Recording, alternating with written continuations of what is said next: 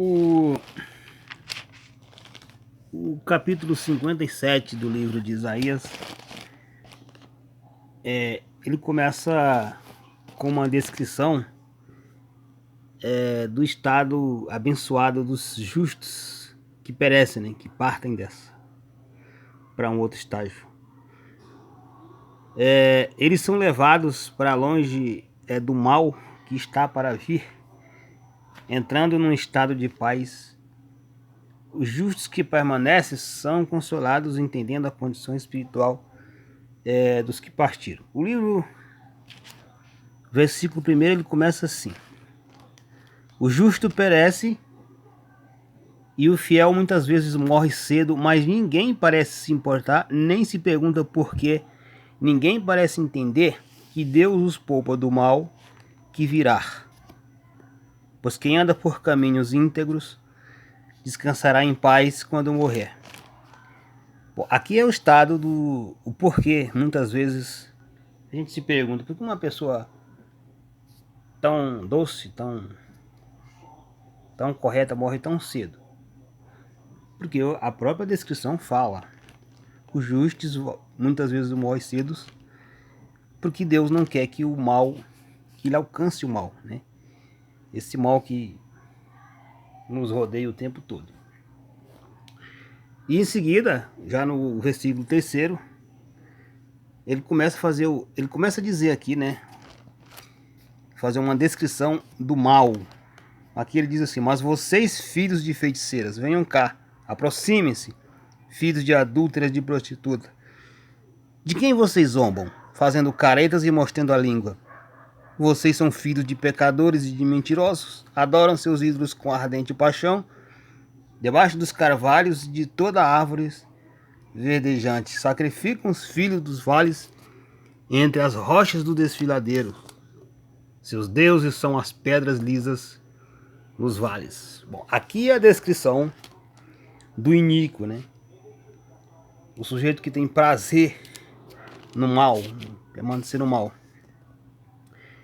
E às vezes a gente se pergunta: mas por que uma pessoa tão mal, por que uma pessoa tão boa morre tão cedo? E por que uma pessoa tão mal dura tanto, vive tanto? Às vezes o mal que uma pessoa pratica aqui na Terra, ele pode ser o seu próprio juízo, né? Seu próprio algoz.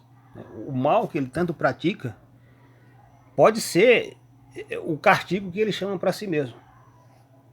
Às vezes a gente não entende isso, né? Mas isso é uma coisa que Deus entende. E não é que Deus tem prazer que alguém pratique o mal. Porque existe uma vida espiritual e uma vida material. Às vezes a vida material ela contamina a vida espiritual. O sujeito que não tem prazer nas coisas de Deus, tem prazer apenas nas coisas do mal, às vezes ele não entende pela cegueira espiritual que isso que ele acha que é uma coisa boa, que vem do desejo da carne, ele não entende que isso pode ser o próprio castigo dele. Porque a nossa salvação ela tem que ser encontrada enquanto é em vida, não é depois que morre. Como às vezes ensina muitas religiões, a própria Igreja Católica, ela diz que existe uma fase intermediária do cara que morre no mal, por exemplo, que é o tal do purgatório. Isso é uma coisa absurda que a Bíblia nem fala nisso, né? E onde o sujeito vai para esse lugar e aí ele se arrepende das coisas que ele fez, isso já depois de morto, e para depois entrar no reino do céu. A Bíblia não diz isso. Ela diz que às vezes o sujeito, quando ele está no último suspiro de vida, ele pode ter um encontro com Deus e lá ele se arrepende. A gente não sabe disso. A gente tem sempre, na nossa arrogância soberba, a gente tem a tendência a achar que a gente conhece uma pessoa que sempre praticou mal e fala: esse cara foi pro inferno, não deve ter ido com Deus. A gente não sabe. A gente não sabe disso. Porque Deus ele é espírito. Ele não é matéria. A gente não sabe. No livro de João, no Evangelho de João, tem uma passagem muito interessante quando Jesus Cristo se encontra com um homem chamado Nicodemos. Ele era um líder dos fariseus. E lá ele se achava um homem muito sabido, tal. Aí ele pergunta para Jesus, na conversa que ele teve com Jesus, Jesus fala, olha, pois assim como o vento, de onde o vento vem, a gente não entende, não sabe de onde ele vem, também não sabe onde ele vai. Assim é o Espírito. Né? O Espírito de Deus, ele sai por aí, salvando pessoas. Então, é assim. Pode ser que o cara que é mal, passa a vida inteira praticando mal, no último suspiro de vida ele tem um encontro com Deus, e lá ele salva. É só a gente ver, por exemplo, o exemplo daquele ladrão que estava do lado da cruz de Cristo. Quando ele, no último ato de vida dele, ele pediu, Senhor, lembra-te de mim. O outro estava reclamando, tu é filho de Deus, porque tu não salva a ti mesmo. Quer dizer, ele estava barganhando com Cristo, ele querendo que Cristo salvasse o próprio Cristo e, por tabela, ele também se salvasse. Já o outro não, o outro entendeu a condição miserável que ele se encontrava e reconheceu que ali estava o Filho de Deus. Ele disse, olha, lembra-te de mim quando estiver no paraíso. Quer dizer, qual foi a bondade que aquele homem fez? Nenhuma. Ele passou a vida inteira praticando o mal, mas no último ato de reconhecimento, né, de sua vida pregressa, ele suplicou a Deus, que era o próprio Cristo ali, encarnado, né, na cruz, e o Cristo disse, hoje mesmo tu estarás comigo no paraíso. Então, quer dizer, eu não sei, a gente não sabe quando uma pessoa tem um encontro verdadeiro com Deus ou não. Às vezes a gente vê muitas pessoas gritando nas igrejas, rolando e gritando, e papapá, e você pensa, esse cara tá cheio do Espírito Santo. Às vezes não. Isso não quer dizer nada. E outras vezes uma pessoa que nem faz parte de nenhuma denominação, de igreja alguma, igreja física aqui, né? É pessoas que têm uma relação muito próxima com Deus. A gente não sabe. A gente não sabe. Mas por que eu estou falando todas essas coisas aqui? Eu comecei com o livro de Isaías, né? Eu estou gravando essa mensagem aqui porque às vezes morre alguém, sei lá, o filho da pessoa, e se fica inconsolado, isso é perfeitamente compreensível, porque afinal de contas a gente é guiado por emoções, então a gente quer respostas que às vezes nessa vida a gente não vai ter essa resposta. A gente só vai ter resposta quando passar dessa para outra. Quando a gente se encontrar com Deus, a gente vai ter todas as respostas que a gente não teve aqui, ou não, sei lá.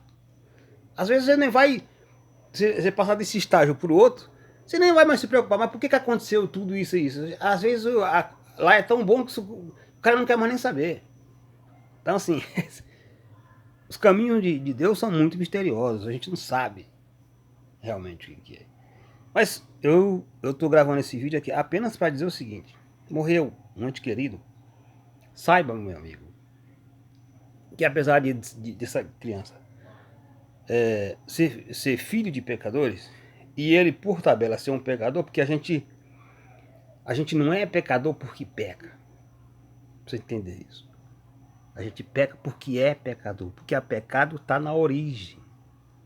Uma vez que o pecado entrou no mundo, todos nós somos pecadores por causa da matéria. Eu não sou pecador porque eu peco. Eu peco porque eu sou pecador. Então, até os santos, como Pedro, como João, os apóstolos, tiveram seus deslizes. Mas nem por isso deixaram de ser santos. Porque quem nos santifica é Deus. Não sou eu com as minhas ações que me santifico. É Deus que nos santifica. Estou gravando essa mensagem aqui para que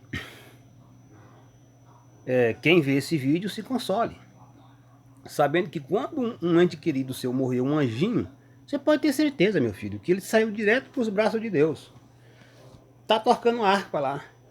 Os anjos se alegrando em volta dele, porque chegou mais um.